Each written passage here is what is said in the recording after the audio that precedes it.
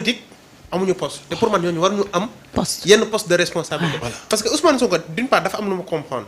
dafa ne tu ne peux pas prendre tes meilleurs débatteurs wala jël ñi nga xamante ne tey ñoo mën politique ñoom ñëpp nga leen di.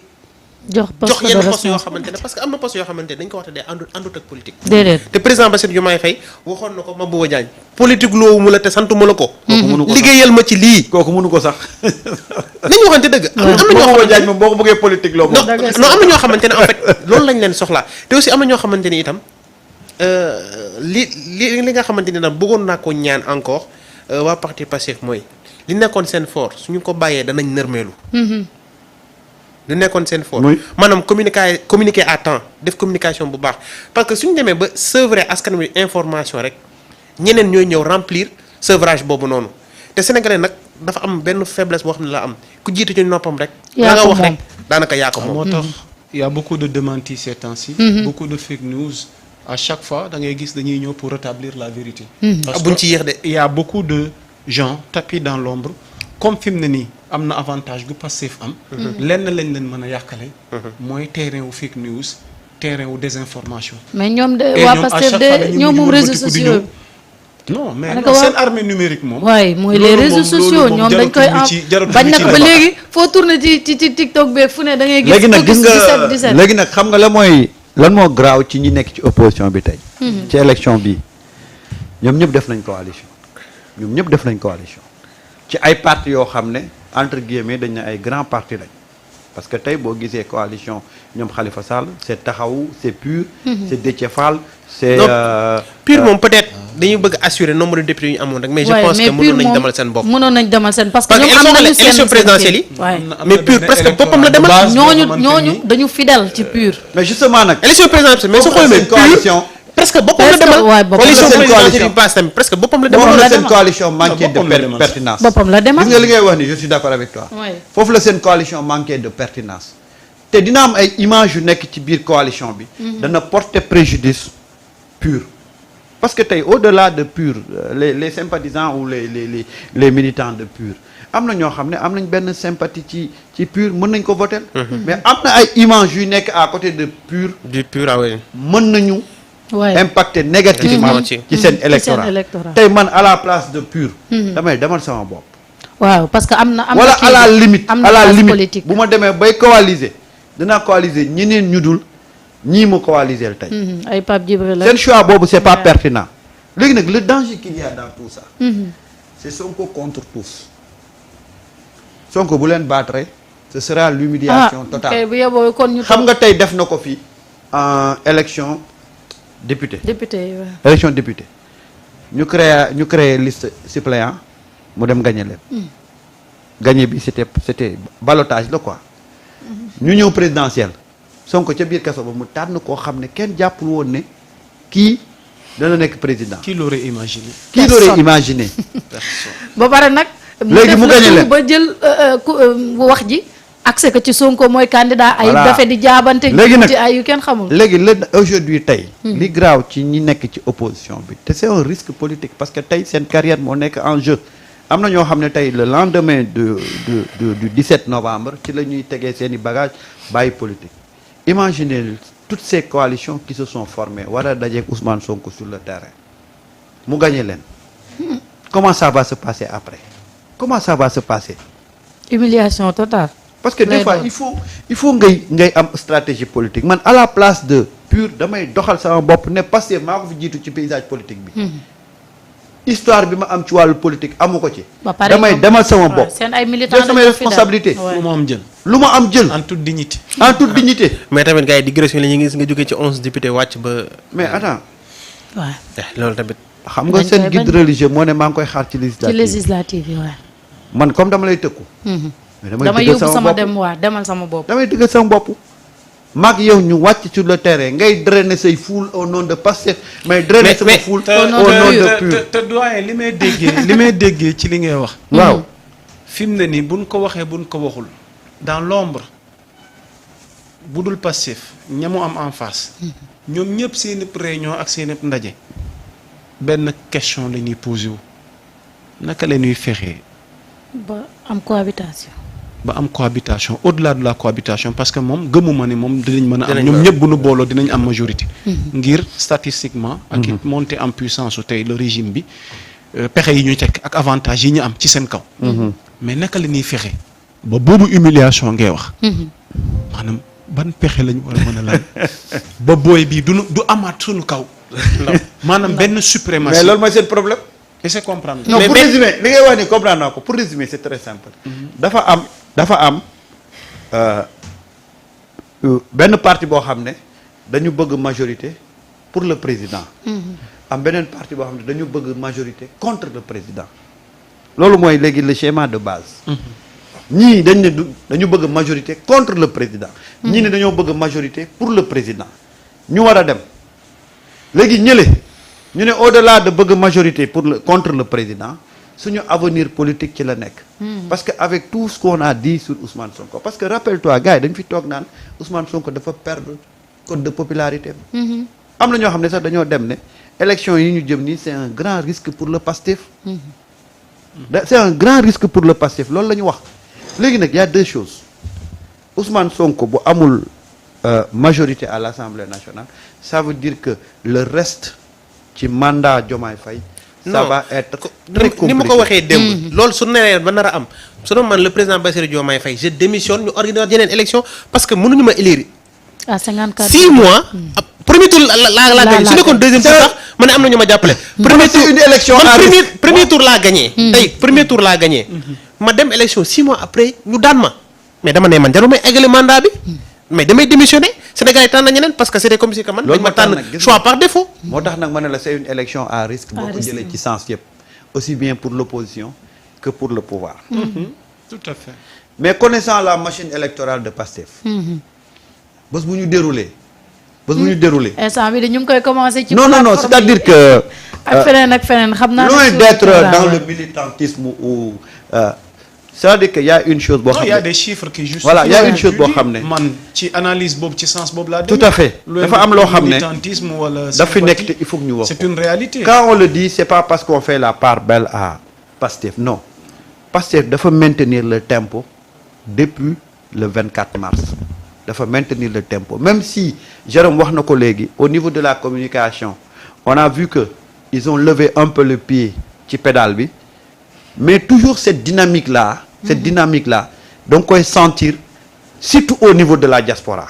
surtout Ouais. au niveau de la waa diaspora diaspora moom ñooñu nag pare nañ tey ñoom ñooy enclencher ce processus là cette machine là ce rouleau compresseur là parce que gis nga Sénégal boo xoolee sociologiquement culturellement dafa am nu mu bindoo toujours les gens de la diaspora dañu am benn impact ci électoral local bi parce que quoi qu'on dise benn nit moo yor ñetti kër benn nit kooku bu ne leen saa waay woteel leen diw dañu koy woteel duñu ci xool de midi à 14 heures tant que PASTEF a cette mainmise là au niveau de la diaspora il sera très difficile au niveau local nga mun a déboulonner PASTEF parce que tey boo demee ay dëkk yu mel ni ay Louga nga dem dëkk yu mel ni ay Touba nga dem dëkk yu mel ni ay Diourbel waaw foofu y a trop de moodu y a trop de moodu ouais.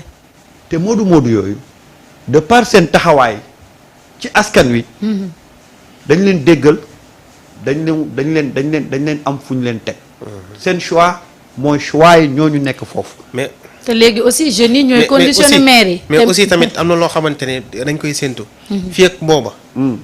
ngir yàlla rek Ousmane Sonko su bëggee am nu mu bëgg na mooy ci communication am soulever ci loo xamante ne gars yi dinañ am fu ñu. jafandoo waaw. non attends je vous dis parce que c'est extrêmement dangereux. Asaka parce moom que mënta ñàkk. parce que non xam nga asaka googu nag. ngeen di xeeb moo la mën a sànq ci lu bari. asaka boobu parce que ci nga gis nga wax mooy loo xamante ne. su bal xëy la ba de. génn rek. bal la. bal la bul xam fa muy daal te Ousmane Sonko des fois ci communication man vraiment dama koy reprocher da ciy am kóolute ci boppam kóolute gu ëpp goo xamante ne mais gars yi léegi dañoo. mais peut-être boobu ba tey yàlla nga koy suturaal. yàlla nga koy suturaal mais asaka gi li ci ëpp sax moom du ci mais moom. gars yi léegi dañ koy exploiter. boo xoolee entourage am. waaw bi ci récent mooy ministre de la justice bi mu waxee ni su ma jotee dara waaw damay yëglu ci moom. ne am na lu ma fi jot. gis nga li ci xew ak scandale gi mu indi ak lañ ca wax. reproché leen ko bi ci mujjuwaat mooy ministre de la santé ci bi muy wax ci wàllu CV yi damay xool ndax yooyu yëpp mu nekk ay asaka yoo xamante ni on peut l'éviter. yaa Moussa c'est ce que vous avez très bien utilisé mooy éviter. waaw mais moom laa lay wax on parce que ñoo xamante ni itam dañ naan c'est comme si dañuy prolonger boo nekkee sama adversaire politique ñu dem ci jongante ma duma la. waaw. combat gu taxaw mënoo fexe ba am ndam sama kaw. mais boo bëggee di persister dans l'adversité chaque fois yow lan mooy doon sa avantage sama kaw. mooy xool lii asaka lii njumte lii nga xamante ni peut-être man sóoraalewu ma ko nga mën cee jafandu. am na artiste bu ko woy de nit ku lay wut. waaw jéem jotu la. jotu la day dem ci ki la gën a jege. mu jaaree fa léegi nag pour daaneel yokk leen ci tamit am na ñoo xam ne duñu fekkee législative yi. waaw ak reddition des comptes. ñoom seen cas reddition des comptes moom moo. mais sérieux Jérôme loolu aussi c'est normal. li muy wax nii c'est très important. et loolu laa ragalal Amadou Ba. reddition des comptes bii buñ ko commencé am na ñoo xam duñu dem am problème. oui damay ragal au niveau de son entourage. parce que quelqu'un comme Lat Diop. Lat Diop il roule pour Amadou Ba. waaw te am na lu mu représenté woon tey jii nii au niveau de Guédiawaye ci wàll ci base électorale. mais lu pour waay mën a revenir wax gis nga yaa Moussa pour revenir ci Jérôme. nangul naa la ko. quand tu trouves des problèmes sur la communication de Ousmane Sonko. nañ ko moytu. waa déglu rek man dama lay wax benn affaire gis nga Ousmane Sonko man j'ai suivi sa communication depuis 2017 quand il parle tu as l'impression que il fait des erreurs de communication mais da ngay xool njeexital ba lan lay jur. Ousmane Sonko c'est pas quelqu'un boo xam ne day jóg rek di improviser il est entouré de communicants des gens qui travaillent dans la communication parce que tey dafa am. La communication a changé de paradigme dafa changé de paradigme te dama lay jox lu gën a ndaw Jérôme tey moo ñëwee fekk la nga toog ma ne la diw faatu na doo ko jox importance mais bu ne la diw dee na nga ne ku dee foofu ça veut dire que aujourd'hui cette communication de langage direct là dafa am benn électorat boo xam ne tey loolu la ñu namm ñun bu ñuy nekk peut-être ñun suñuy jamono nga wàccaat tuuti amoon na communication boo xam ne li ñuy wax le politiquement correct mais tey booy boo fi nekkee di le politiquement correct booy dañ lay zappé c'est-à-dire que Ousmane Sonko dafay communiquer ci jamono ji nga xamee ne ñi muy waxal dafa am benn façon de communication boo xam ne boobu lañ bëgg a dégg layam bi Dame Mbodj di wax c'est une réalité tey xale yi je m'excuse du terme mais booy boo ne leen booy jottali ma kaas boobu booy duñu la déglu mais boo ne booy jox ma ndeyi kaas boobu ñu joxal ñu déglu la c'est pas impoli mais dañu toll ci foo xam ne il faut cet langage de bois boobu langage de bois boobu voilà nañu continuer ci mbirum reddition des comptes gis nga langage de bois boobu Ousmane Sonko day ñëw ne sàcc yi gars yi ne non il est trop arrogant mais Ousmane Sonko ñi ko fal loolu lañ bëgg a dégg nga jaar ci digg bi ñu xam ne kii dafa sàcc ñu ne kii sàcc la nañ leen ko traité comme ni ñuy sàccee. mais man fi ma bëggoon wax mooy juste que. sooy dem xare entre guillemets. bul may ka nga xamante ne moom ngay jàkkaar lool. mu mën a am pour ndoll gu mu mën a jaar pour mën a jot ci yow. surtout ak opposition loo mën a minimiser les risques rek. mais l'autre problème c'est quoi yaram tey bu ma doon xool tey bu ma xëyee chaque jour di xool lu ñaaw ci yow ala kuli xaal ak noo mën a correct danaa gis lu ñaaw ci yow. tey je vais te donner une chose benn détail rek. tey le problème mu voile yi rek laa lay wax.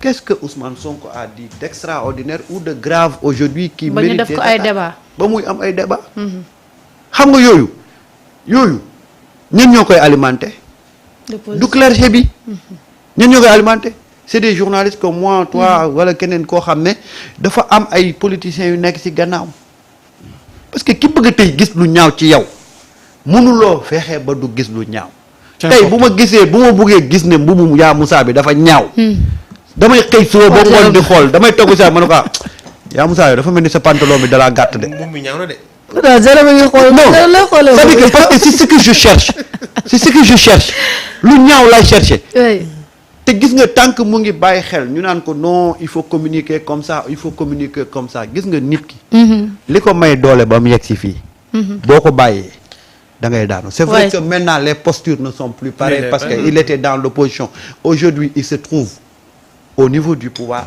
mais ñun nit ñu doon gëmloo ne niti pouvoir noonu lay waxee c'était fou c'est pas une théorie figée nit yi pouvoir amul benn différence avec nit yi opposition juste ci comment communiquer parce que nit yi pouvoir il n'est pas dans la défensive nit yi pouvoir communication am c'est une communication d'explication et d'éclaircissement loolu la ñuy xaar ci nit yi pouvoir tey quand tu fais un projet tu expliques aux gens pourquoi tu le fais quand il y a des incompréhensions nga expliquer la population parce que bu boobaa sa interlocuteur dafay changer xam nga quand tu es dans l'opposition tu as un seul interlocuteur tu essaies de tirer sur le pouvoir tirer sur le pouvoir rek comment faire pour tirer sur le pouvoir maintenant une fois que nga nekk ci pouvoir